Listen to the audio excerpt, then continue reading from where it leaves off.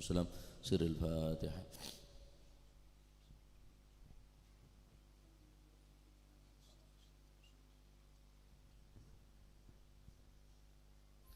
يا ربي صل على محمد شرف بدر في الكون أشراق. يا ربي صل على محمد يا ربي صل عليه وسلم. يا ربي صل على محمد أكرم داع يدعو إلى الحق. يا ربي صل على محمد يا ربي صل عليه وسلم. يا ربي صل على محمد المصطفى الصادق المصدق. يا ربي صل على محمد يا ربي صل عليه وسلم. يا ربي صل على محمد المصطفى الصادق المصدق. يا ربي صل على محمد يا ربي صل عليه وسلم. يا ربي صل على محمد أحل الورى منطقا وأصدا. يا ربي صل على محمد يا ربي صل عليه يا ربي وسلم. صل على محمد أفضل من بالتقى تحقق.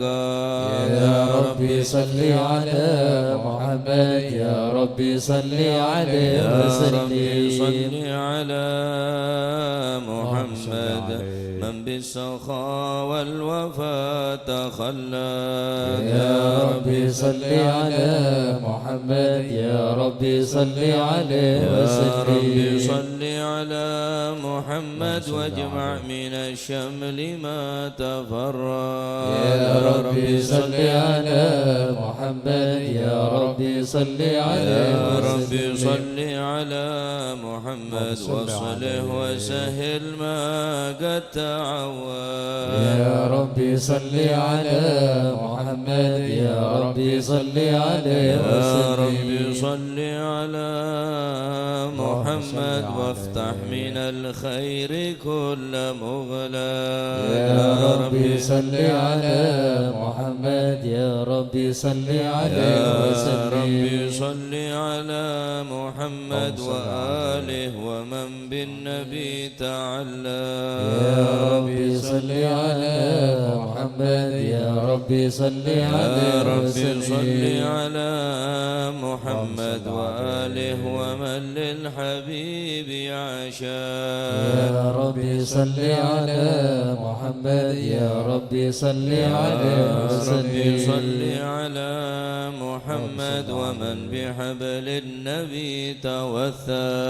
يا ربي صل على محمد يا ربي صل عليه وسلم. ربي صل على محمد يا ربي صل عليه وسلم. يا ربي صل على محمد يا ربي صل عليه وسلم. اللهم صل وسلم وبارك عليه. أعوذ بالله من الشيطان الرجيم. بسم الله الرحمن الرحيم.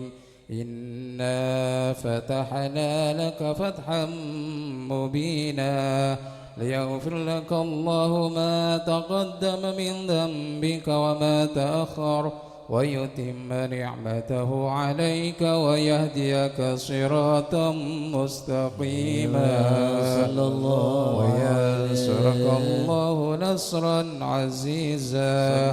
لقد جاءكم رسول من أنفسكم عزيز عليه ما عنتم حريص عليكم بالمؤمنين رؤوف رحيم.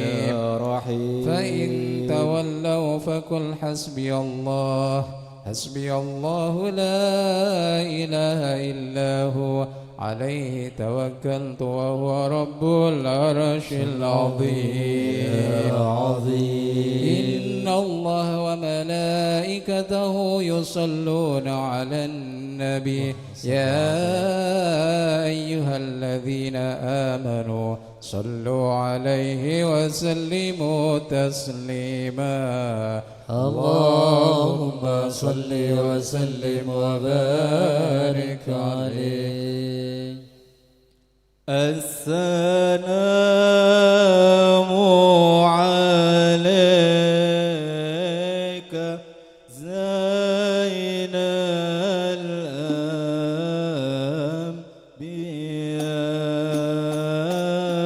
الأنبياء السلام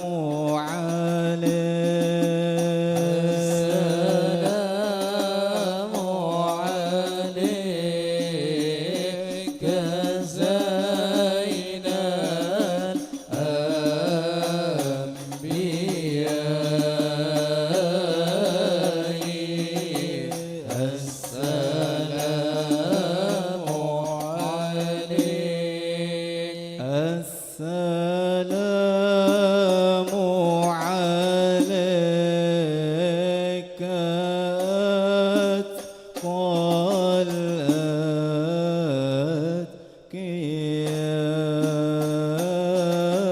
الأتقياء السلام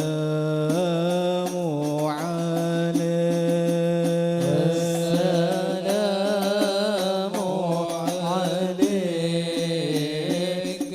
زين الأنبياء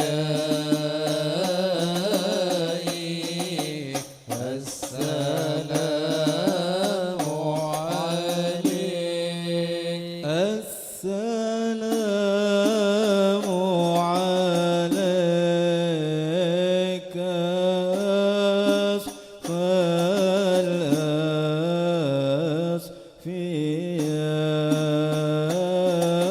الأصفياء السلام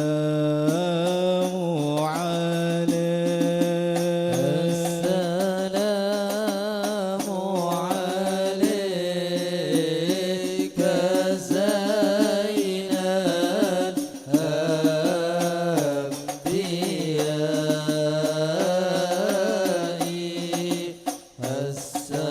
السلام عليك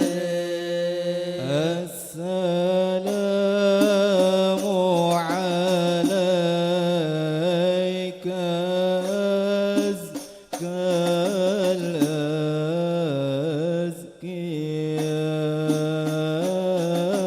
الأزكياء السلام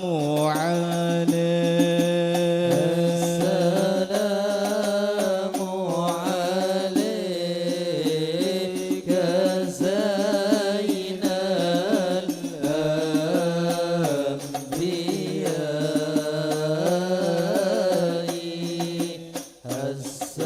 السلام عليك السلام عليك زين الأنبياء صلى الله عليه السلام عليك زين الأنبياء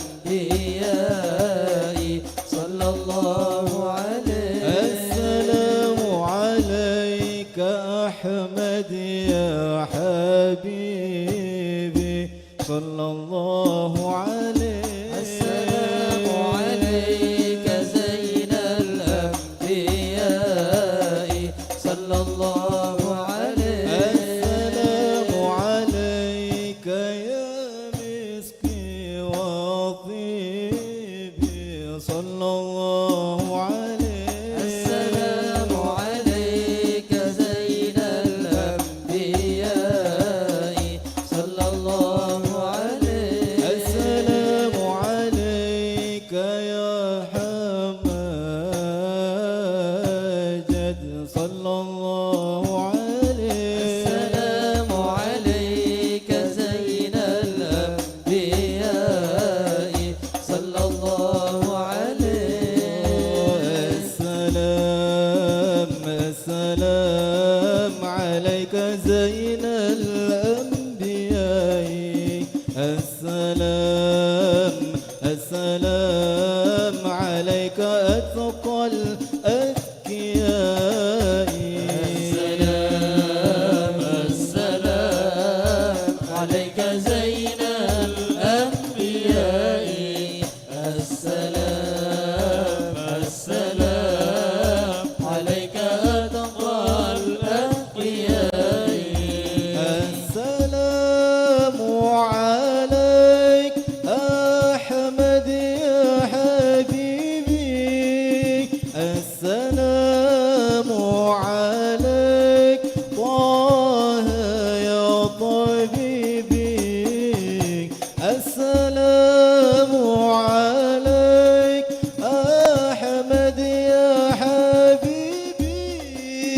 السلام عليك طه يا طبيبي السلام عليك طه يا طبيبي السلام عليك السلام عليك السلام عليك زين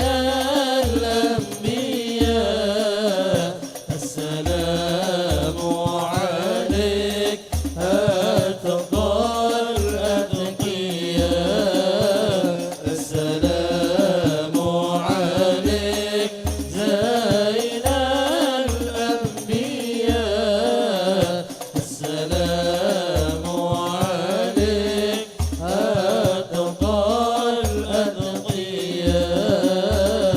السلام على المشفع في القيامة السلام على المضلل بالغمامة السلام على المشفع في القيامة السلام على المضلل بالغمامة السلام على المتوج بالكرامة السلام عليك السلام عليك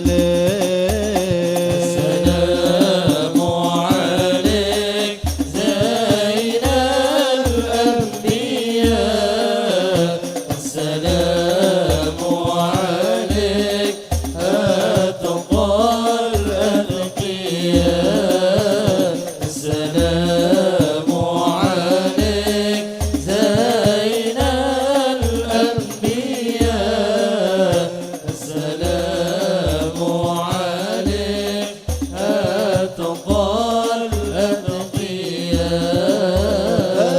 السلام على المشفع في القيامة السلام على المضلل بالغمامة السلام على المشفع في القيامة السلام على المضلل بالغمامة السلام على المتوج بالكرامة السلام عليك السلام عليك السلام عليك زين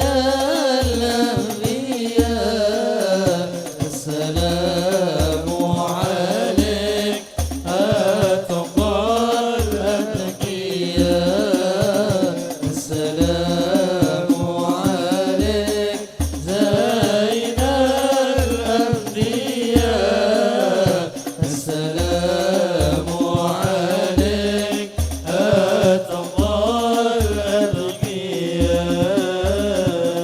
الأتقياء اللهم صل وسلم وبارك عليه اللهم صل وسلم وبارك عليه وعلى آله بسم الله الرحمن الرحيم الحمد لله القوي سلطانه الواضح برهانه المبسوط في الوجود كرمه وإحسانه تعالى مجده وعظم شانه خلق الخلق لحكمة وطوى عليها علمه وبسط لهم من فائض المنة ما جرت به في أقدار القسمة فأرسل إليهم أشرف خلقه وأجل عبيده رحمة تعلقت إرادة الأزلية بخلق هذا العبد المحبوب فانتشرت آثار شرفه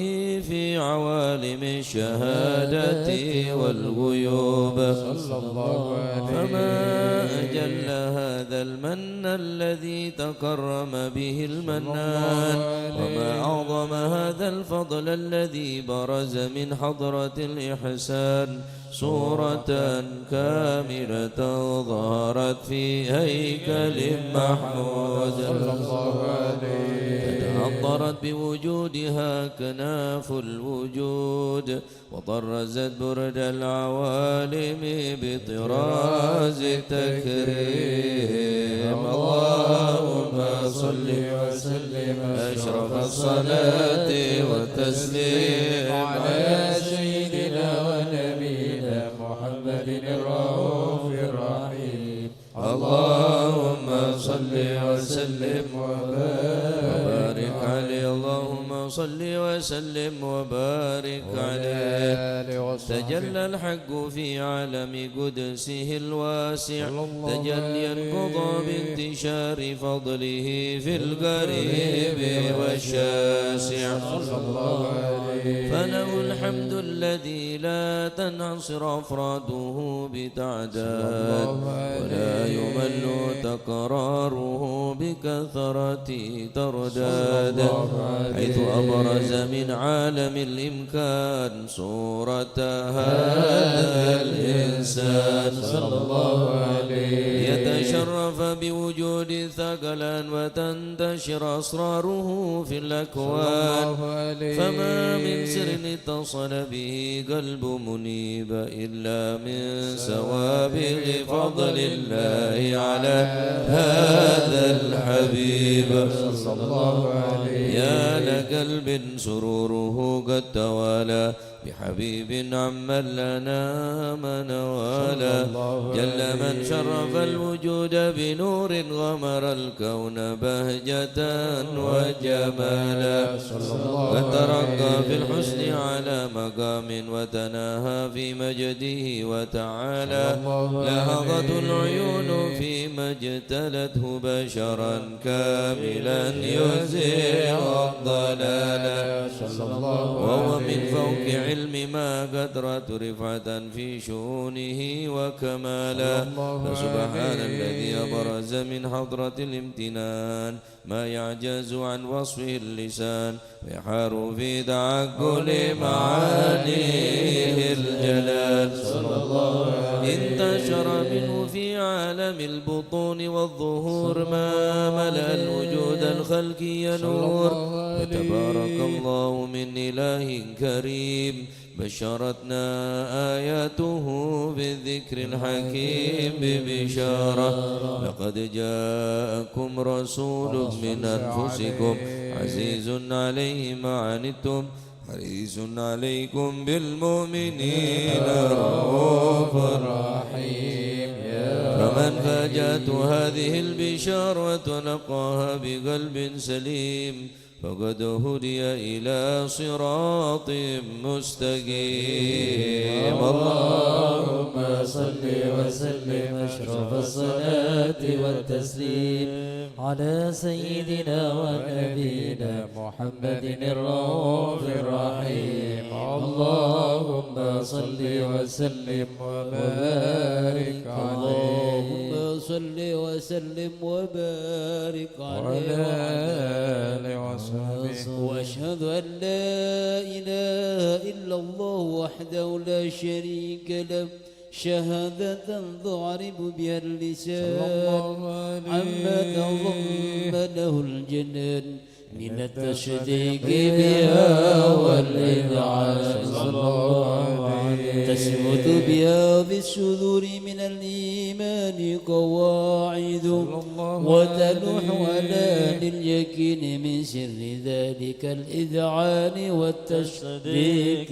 شواهد صلى الله عليه وأشهد أن سيدنا محمدا العبد الصادق في قوله وفعله الله والمبلغ عن الله ما أمره بتبليغه لخلقه من فرضه ونفله عبد أرسله الله للعالمين بشيرا ونذيرا صلى الله عليه فبلغ الرسالة وأدى الأمانة وهدى الله به من الأمة بشرا كثيرا فكان في ظلمة الجهل للمستبشرين سراجا وقمرا منيرا صلى الله عليه فما أعظم من منة تكرم الله بها عن البشر وما أوسع من نعمة انتشر سرها في البحر والبر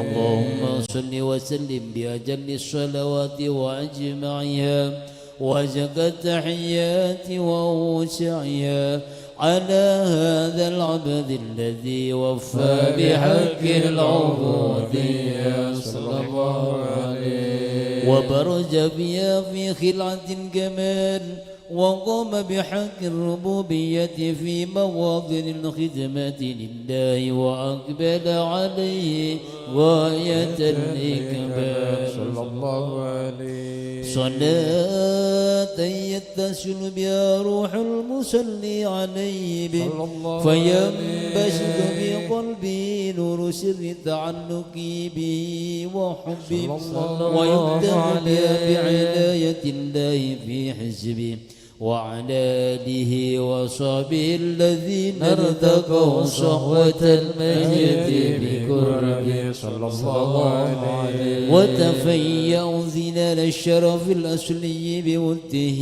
وحبه ما أفضل الأكوان بنشر ذكراهم نسيم اللهم صل وسلم أشرف الصلاة والتسليم على سيدنا ونبينا محمد الرؤوف الرحيم اللهم صل وسلم وبارك عليه اللهم صل وسلم وبارك عليه أما بعد فلما تعلقت إرادة الله في العلم القديم بدور أسرار التخصيص للبشر الكريم بالتقديم والتكريم نفذ القدرة الباهرة بالنعمة الواسعة والمنة الغامرة فانفلقت بيد التصوير في العالم المتلك الكبير عن جمال مشهود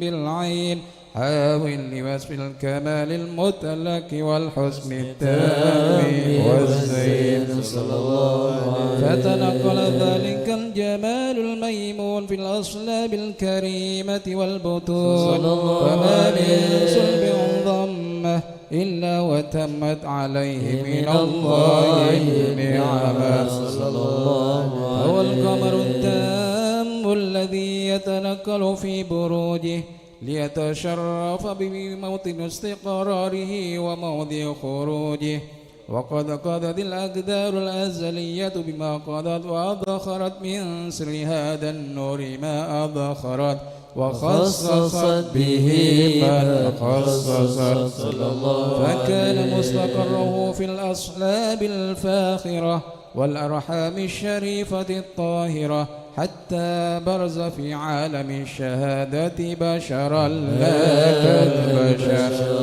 ونورا حير الأفكار ظهوره وبهر فتعلقت همة الراكم لهذه الحروف بأن يرقم في هذا القرطاس ما هو لدي من عجائب ذلك النور المعروف وإن كانت العرش لا تفي بعشر مشارع أوصاف ذلك الموصوف تشويقا للسامعين من خواص المؤمنين وترويحا للمتعلقين بهذا النور المبين وإلا فأنا تعرب الكلام عن شؤون خير الأنام ولكن هزني إلى تدوين ما خفته من سر أشرف المخلوقين وما أكرمه الله به في مولده من الفضل الذي عم العالمين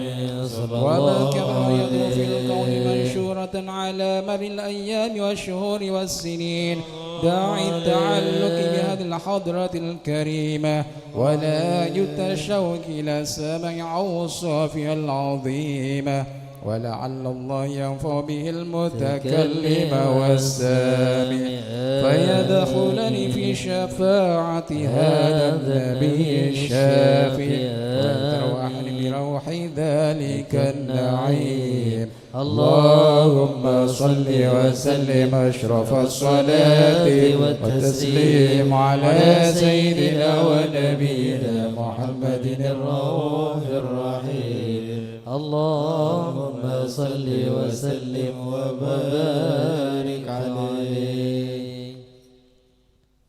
يا حبيبنا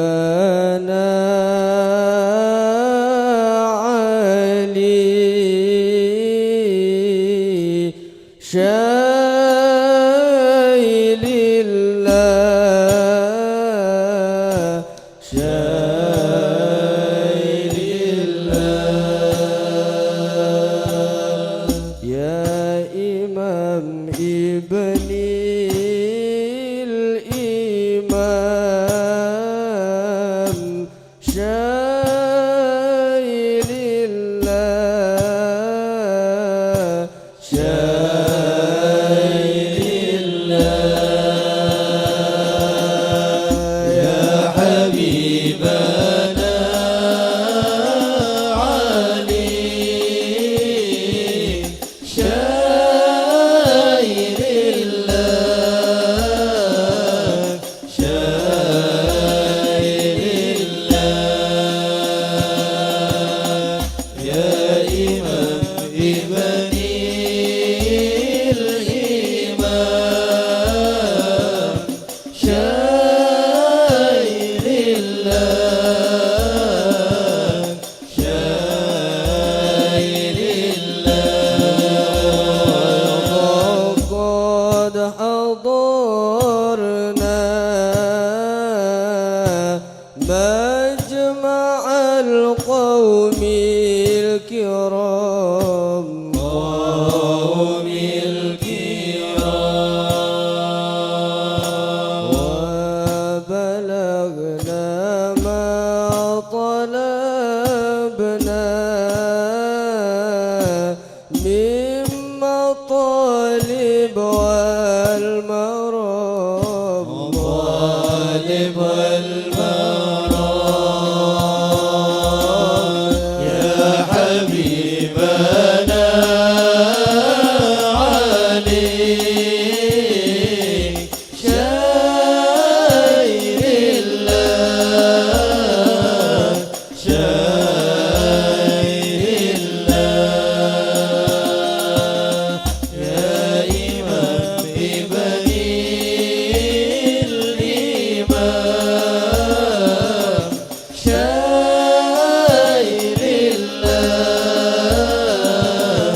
شايل الله كل ما تمنى عندها تلك الخيام تلك الخيام وهزر الأنس غنى وسجى قمر الحمام قمر الحمام يا حبيبنا علي شايل الله شايل الله يا إمام ابني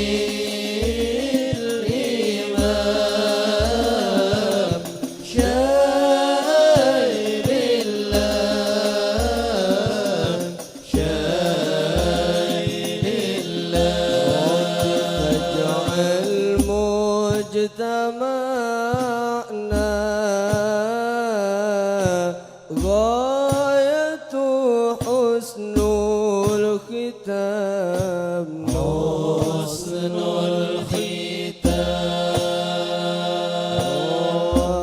واعطنا ما قد سألنا من عطاياك الجسام عطاياك الجسام يا حبيبنا علي شايل الله شايل الله يا إمام ابني الإمام شايل الله شايل الله الأرواح منا بلقاء خير الأنام خير الأنام وبلغ المختار عنا من صلاة وسلام صلاة وسلام يا حبيبنا علي شايل الله شايل الله يا إمام بني الإمام شايل الله شايل الله يا تريم يا تريم يا تريم شايل الله شايل الله شايل الله شايل الله يا تريم يا تريم يا تريم يا تريم شايل الله شايل الله شايل الله شايل الأولياء بلدة الأولياء شايل الله شايل الله شايل الله شايل الله يا تريم يا تريم يا تريم يا تريم شايل الله شايل الله شايل الله شايل الله بجايب علوي بجايب علوي شايل الله شايل الله شايل الله شايل الله يا تريم يا تريم يا تريم يا تريم شايل الله شايل الله شايل الله شايل الله حبيبنا الكريم حبيبنا الكريم شايل الله شايل الله شايل الله شايل الله يا تريم يا تريم يا تريم يا تريم شايل الله شايل الله شايل الله شايل الله سقفنا ولي سقفنا ولي شايل الله شايل الله شايل الله شيء لله يا كريم يا كريم يا كريم يا كريم شيء لله شيء لله شيء لله شيء لله ربما كتوصفا بمحمد اغفر لنا يا سامعا لدعانا يا ربما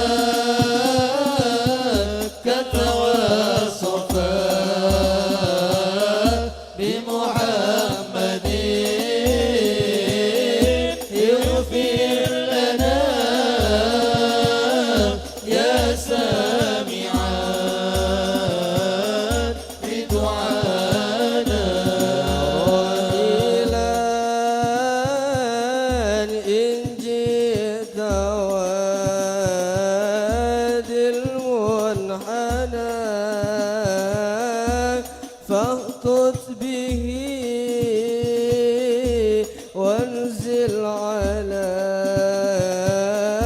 كنز الغنى ربما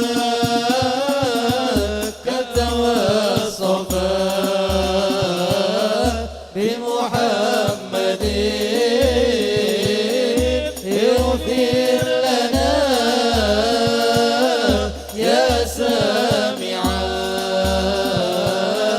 لدعانا ورعى الدمام لجيرة حلوا به وانشد فؤادا ضاع في ذاك الفينا ورعى الدمام لجيرة حلوا به وانشد فؤادا ضاع في ذاك الفينا ربما كتوصفا بمحمد اغفر لنا يا سامعا لدعانا واقرأ السلام أهيله عني وصيف محل بي بعد البعاد من الضنا واقرأ السلام أهيله عني وصيف محل بي بعد البعاد من الضنا يا ربما كتوصفا بمحمد اغفر لنا يا سامعا لدعانا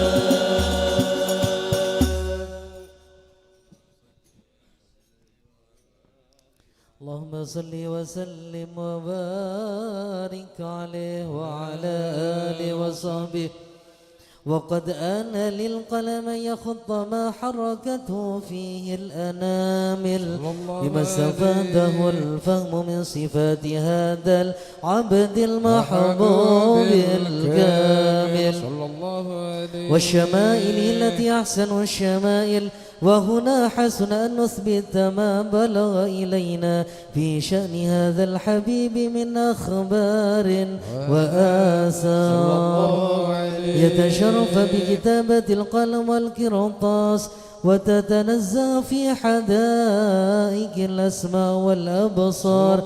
وقد بلغنا في الأحاديث المشهورة أن أول شيء خلقه الله والنور المودع في هذه الصورة، فنور هذا الحبيب أول مخلوق برز في العالم، ومنه تفرع الوجود خلقا بعد خلق فيما حدث وما تقادم.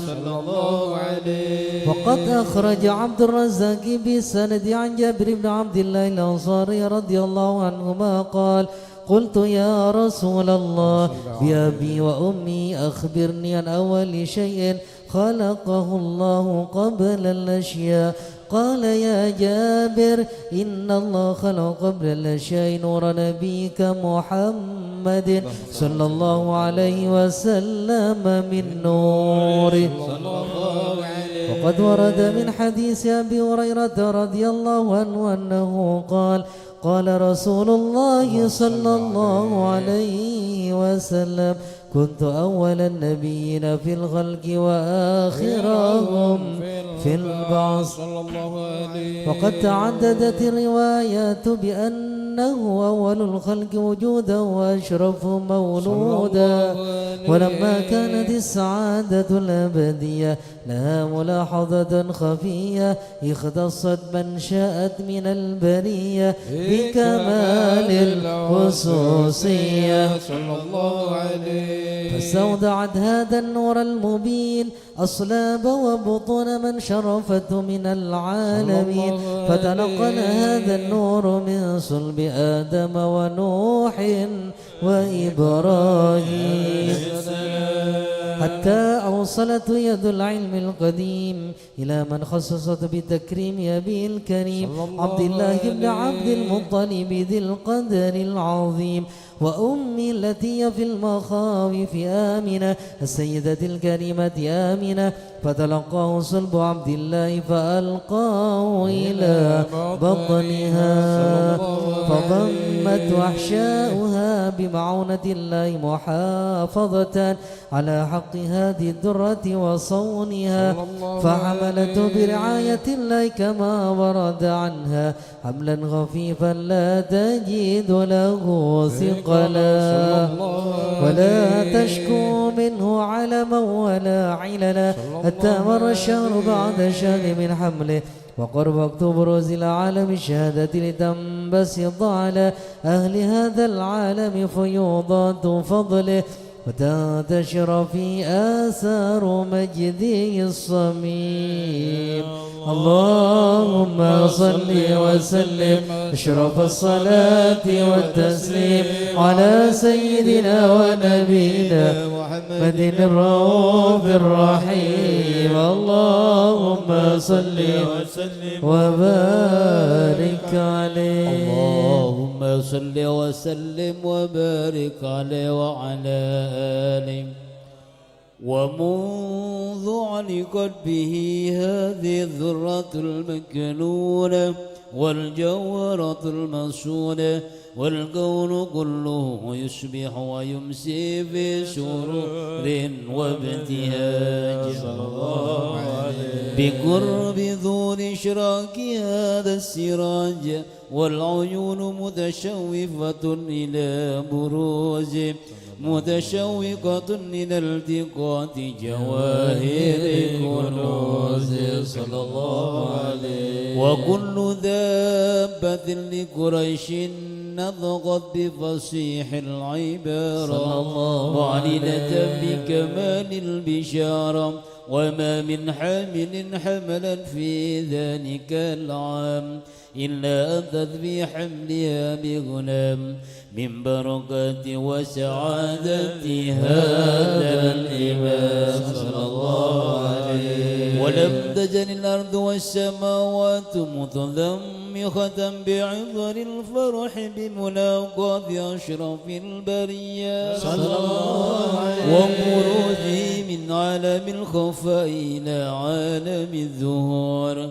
بعد تنقله في البطون والظهور صلى الله عليه فأظهر الله في الوجود بهجة التكريم وبسط في العالم الكبير مائدة التشريف والتعظيم ببروز هذا البشر الكريم اللهم صل وسلم أشرف الصلاة والتسليم على سيدنا ونبينا محمد الرؤوف الرحيم اللهم صل وسلم وبارك عليه اللهم صل وسلم وبارك عليه فحين قرب أوان وضع هذا الحبيب أعلنت السماوات والأرضون ومن فيهن بالترحيب وأمطار الجود الإلهي على أهل الوجود تثج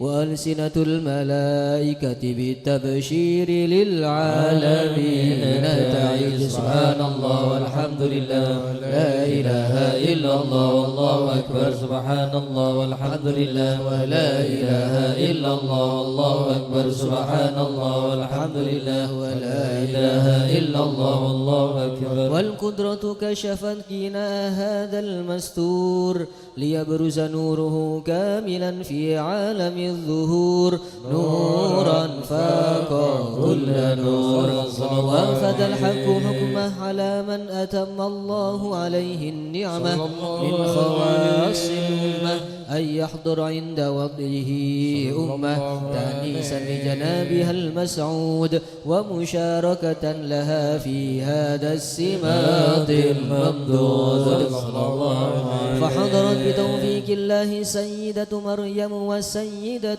آسية ومهما من حور العين من قسم الله له من الشرف بالقسمة الوافية فات الوقت الذي رتب الله على حضوره وجود هذا المولود فانطلق صبح الكمال من النور عن عمود وبرز الحامد المحمود مذينا لله بالتعظيم والسجود صلى الله محمد صلى الله عليه وسلم صلى الله على محمد عليه وسلم اللهم صل على محمد حضرك رسول الله بكرنك رسول الله أشرق الكون ابتهاجا بوجود المصطفى أحمد ولأهل الكون أنس وسرور قد تجدد اللهم صل وسلم عليك يا رسول سلام عليك يا حبيب سلام عليك صلوات الله عليك فطربوا يا أهل المثاني فهزروا اليمن غرد واستضيئوا بجمال فاق في الحسن تفرد صلى الله عليه عليك يا رسول سلام عليك يا حبيب سلام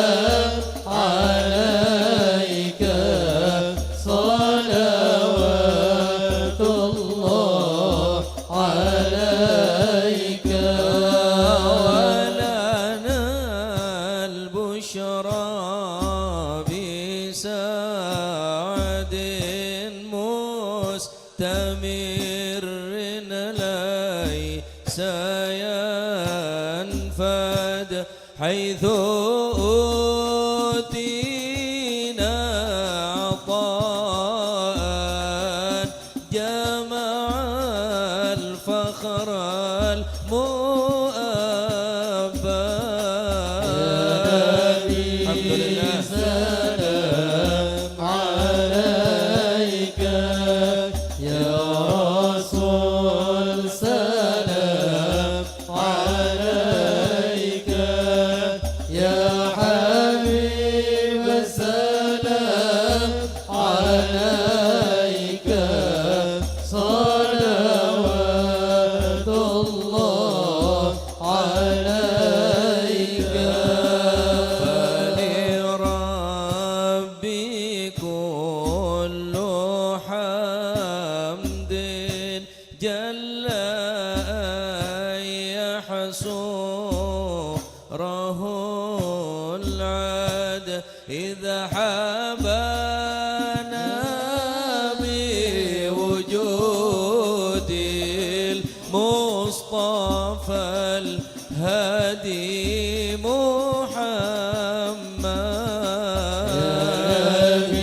صلى الله عليك عليك يا رسول سلام عليك يا حبيب سلام عليك صلوات الله عليك يا رسول الله يا أهلا بك إن بك نسعد وبجاهه يا إلهي جد وبلغ لما قصاد. آمين يا الله. عليك يا رسول سلام عليك يا حبيب سلام عليك صلوات الله عليك. ودينا نهج سبيله كي به نسعد ونرشد ربي بلغنا بجاهه في جوار خير مقعد. آمين يا الله يا رب. آمين عليك يا رسول سلام عليك يا حبيب سلام عليك صلوات الله عليك. اللهم صل على محمد أشرف الرسل محمد وسلام مستمر كل حين يتجدد. طلع البدر علينا من ثنيات الوداع وجب الشكر علينا فدعا لله دام. طلع البدر علينا من ثنيات الوداع الشكر علينا ما دعا لله داع علينا في ثنية الوداع وجب الشكر علينا ما دعا لله مرحبا يا مرحبا يا نور عيني مرحبا جد الحسين مرحبا مرحبا مرحبا يا مرحبا يا نور العين يا عيني مرحبا جد الحسين مرحبا مرحبا وكريم الأرواح منا وكريم الأرواح منا بلقاء خير الأنام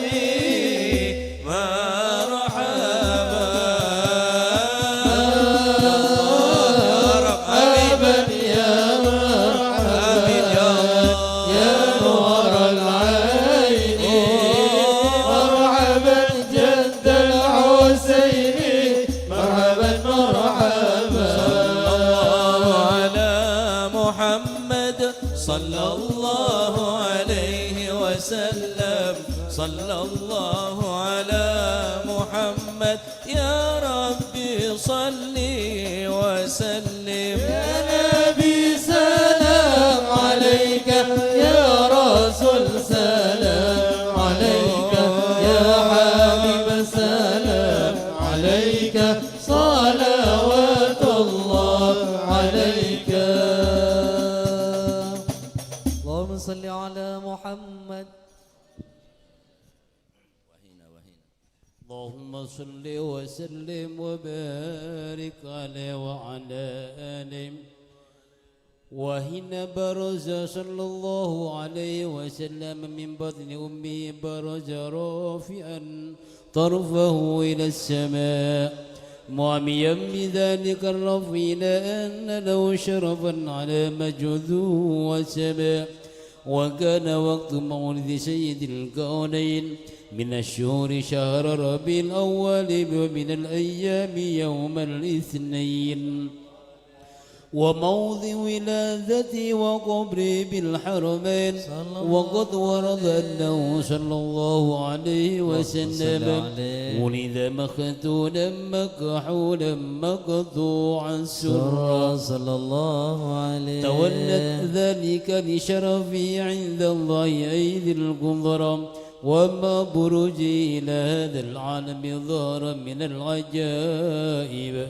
ما يدل على أنه أشرف المخلوقين وأفضل الحبائب صلى الله عليه. فقد ورد عبد الرحمن بن عوف عن أم الشفاء رضي الله عنهما قالت لما ولدت آمنة رضي الله عنها رسول الله صلى الله عليه وسلم وقع على يدي فاستهل فسمعت قائلا يقول رحمك الله أو رحمك ربك صلى الله عليه. قالت الشفاء فضل ما بين المشرق والمغرب حتى نظرت إلى بعض قصور الروم قالت ثم البست وعجت ولم انشب أن غثيتني ظلمة ورعب وقشعريرة عن يميني فسمعت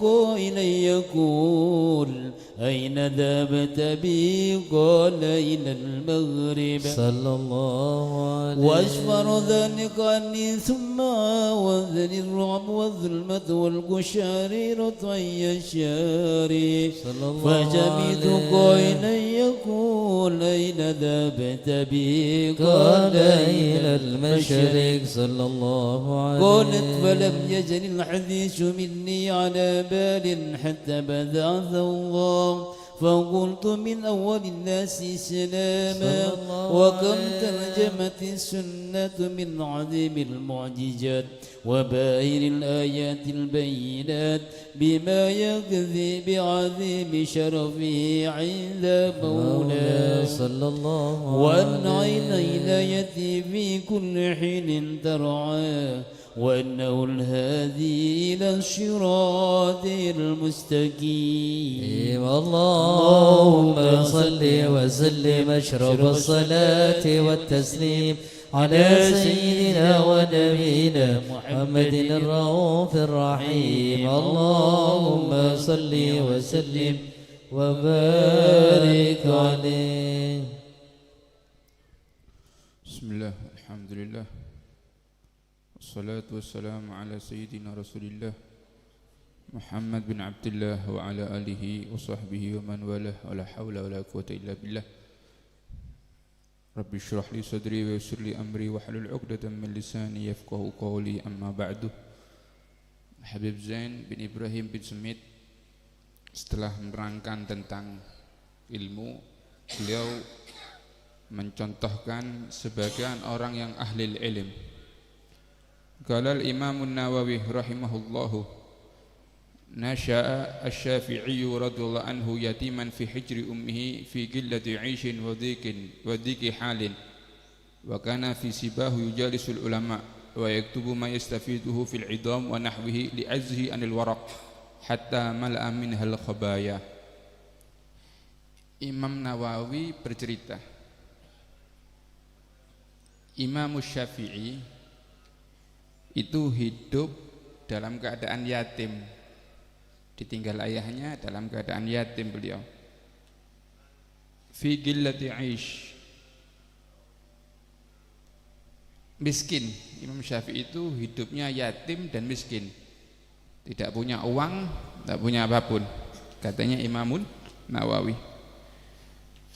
Beliau kalau nulis itu dengan tulang atau kadang-kadang dengan tanah. Dengan apa? Dengan tangan. Jadi saking melaratnya mau beli pulpen tidak mampu. Saking melaratnya Imam Syafi'i mau beli tinta tidak mampu. Dengan apa? Dengan tangan. Tintanya dengan ludah, kertasnya dengan tangan. Yang pernah ketemu belajar sama Imam Malik. Imam Syafi'i itu pernah belajar sama Imam Malik. Imam Malik lagi ngajar, Imam Syafi'i duduk. Semua orang bawa tinta, semua orang nulis sama tinta, kecuali Imam Syafi'i.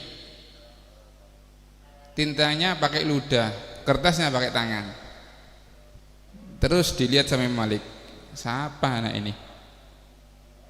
Pelajaran pertama tetap, pelajaran kedua juga, pelajaran ketiga, sampai beberapa kali akhirnya dipanggil sama Imam Malik. Siapa kamu? Tak lihat kok kamu nulisnya pakai tangan. Siapa kamu? Maka Imam Syafi'i mengatakan, ana Muhammad bin Idris al-Mutallibi. Saya adalah Muhammad bin Idris. Mutallib ini nyambung kepada kakak adik sama Hashim. Mutallib bin Abdi Manaf, Hashim bin Abdi Manaf, ya. Muhammad bin Abdullah bin Abdul Muttalib bin Hashim bin Abdi Manaf. Lah Hashim punya saudara namanya Muttalib, Muttalib bin Abdi Manaf. Muttalib ini mempunyai keturunan, salah satunya Imam Syafi'i. Kata Imam Malik, wa anta min ahlul bait, berarti kamu termasuk ahlul baitnya Nabi. Kenapa kok sampai kamu ndak nulis pakai tinta ini, kenapa? Katanya Imam Syafi'i, inni faqir. Saya ini tak dipan apa, saya ini melarat.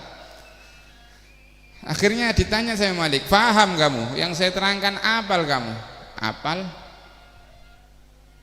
Apal yang saya terangkan paham? Bukan paham lagi, apal saya. Akhirnya dites Imam Syafi'i sama Imam Malik, dijawab satu. Area Imam Syafi'i nggih moncak sapi nggih beda boleh nggih ya. Area Imam Syafi'i. Wa qala Rabi', Imam Rabi' beliau mengatakan, lam ara Syafi'iyya radhiyallahu anhu akilan bin nahar wala na'iman bil lail istighalihi bit tasnif. Imam Rabi' beliau mengatakan, aku tidak pernah melihat Imam Syafi'i makan di siang hari, tidur di malam hari, karena sibuk untuk mengarang kitab. Maksudnya tidurnya itu sebentar, makannya juga sedikit. Duduk maris isuk mangan pecel, sik sak kopine sikan. Beduk golek lalapan ya budal ya. Mari maghrib ana tahlil rawon dikasak, mari isya ana soto dikasak. Jam 10 bengi ana bakso yo diceluk sikan bakso. Nah, hari hanya mana cak sapi ya. Nah, ini ndak. Makannya sedikit, juga tidurnya sedikit. Kalau kepingin cerdas, ikhlaul batan, memang betul aja mengosongkan perut itu juga membuat kecerdasan. Ya, makanya mereka orang-orang dulu itu kok bisa mereka cerdas, karena memang makannya sedikit. Santri-santri bilen riang ngakannya sekuni, Pak. Sego karak kakan sekuni, tahu tempe, tak usah ayam geprek, tak usah sopi, tak usah. Akhirnya semakin sopi melolor ya, GoFood terus. Pondok apa ya, GoFood melolor terus. Bilen aja orang-orang dulu itu. Makanya sedikit, makanya cerdas. Makanya cerdas. Habib Zain yang ngarang kitab Manhajus Sawi itu pernah, ya ini sudah beda zaman, hanya GoFoodan untuk beda zaman ya. Habib Zain itu pernah ke Indonesia. Habib Zain ini ada di Madinah, masih hidup beliau, mudah-mudahan panjang umur, sehat walafiat ya. Beliau pernah ke Indonesia. Nah, namanya orang Indonesia itu ikramud dhaif, hormat sama tamu itu memang masya Allah orang Indonesia. Katanya tamu-tamu Hadramut fi kulli makan, setiap tempat mangan orang Indonesia, mangan di kono mangan ya, makan. Memang hormat sama tamu masya Allah. Ketika Habib Zain ke Indonesia Jakarta, fadhul ya Habib, tore Habib, mampir sini Habib, makan. Mampir sini Habib, makan. Namanya Habib Zain sudah disuguhi, mau ndak makan ndak enak. Dapat 4 hari ada di Jakarta, masuk rumah sakit. Akhirnya ketika diperiksa, dokter ini bingung. Tanya sama yang nganter Habib Zain ini siapa ini? Kok lambungnya masih seperti anak kecil, ini siapa? Siapa kok lambungnya seperti anak kecil, ini siapa? Katanya yang jaga ini Habib Zain, ulama dari Madinah. Ini berarti setiap harinya makannya sedikit. Lambung ria atau bu usus ya. Kalau mon biasa ngakan banyak tambah raja.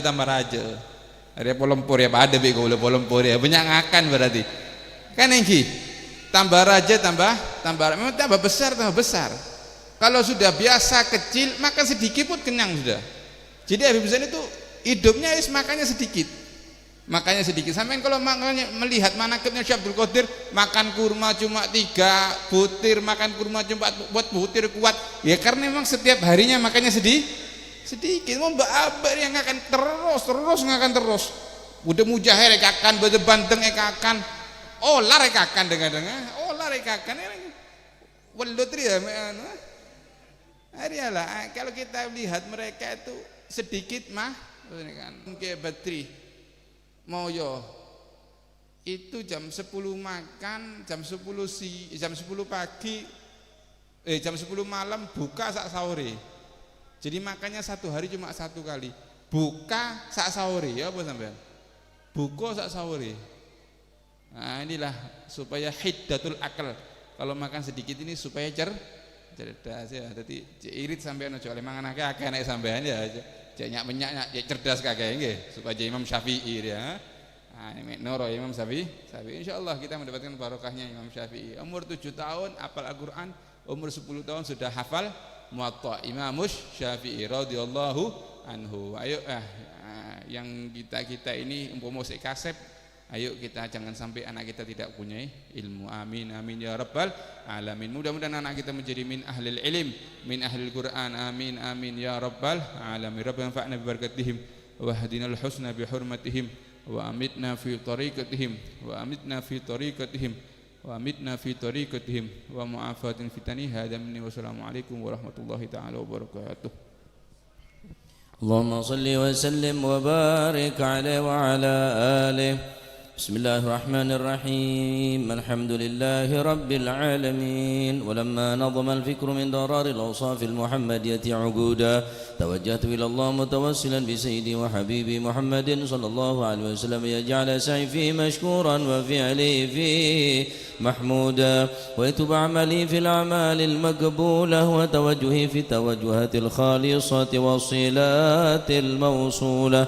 اللهم يا من إليه تتوجه الآمال فتعود ظافرة وعلى باب عزته تحط الرحال فتغشاها منه الفيوضات الغامرة. نتوجه إليك بأشرف الوسائل لديك سيد المرسلين عبدك الصادق الأمين سيدنا محمد الذي عمت رسالته العالمين أن تصلي وتسلم على تلك الذات الكاملة مستودع أمانتك وحافظ سرك وحامل راية دعوتك الشاملة النبي الأكبر المحبوب لك المخصص بشرف الأبخار في كل موطن من مواطن القرب ومظهر قاسم امدادك في عبادك وساكك سرشادك لأهل ودادك سيد الكونين وأشرف الثقلين العبد المحبوب الخالص المخصوص منك بأجل. اللهم صل وسلم عليه وعلى آله وأصحابه ولحضرة رب من أحبابه. اللهم إنا نقدم إليك جاه هذا النبي الكريم ونتوسل إليك بشرف مقامه أن تلاحظنا في حركاتنا وسكناتنا بعين عنايتك وأن تحفظنا في مطورنا وتقلباتنا بجميل رعايتك وحسن وأن تبلغنا من شرف القرب إليك وإلى هذا الحبيب غاية آمالنا وتتقبل منا ما تحركنا فيه من نياتنا وأعمالنا تجعلنا في حضرة هذا الحبيب من الحاضرين وفي طرائق اتباعه من السالكين ولحقك وجهه من المؤدين ولعهدك من اللهم إنا لنا عطمعا في رحمتك الخاصة فلا تحرمنا وظنونا جميلة هي وسيلتنا إليك فلا تخيبنا. آمنا بك وبرسولك وما جاء به من الدين وتوجهنا به إليك مستشفعين أن تقابل المذنب منا والمسيء والسائل بما والمؤمل بما وأن تجعلنا ممن نصر هذا الحبيب ووازره وولاه وظاهره وعم ببركته وشربجته أولادنا ووالدينا وأهل قطرنا ووادينا وجميع المسلمين والمؤمنين في جميع الجهاد وأدم راية الدين القويم في جميع القطار منشورة ومعالم الإسلام والإيمان بأهلها معمورة معنا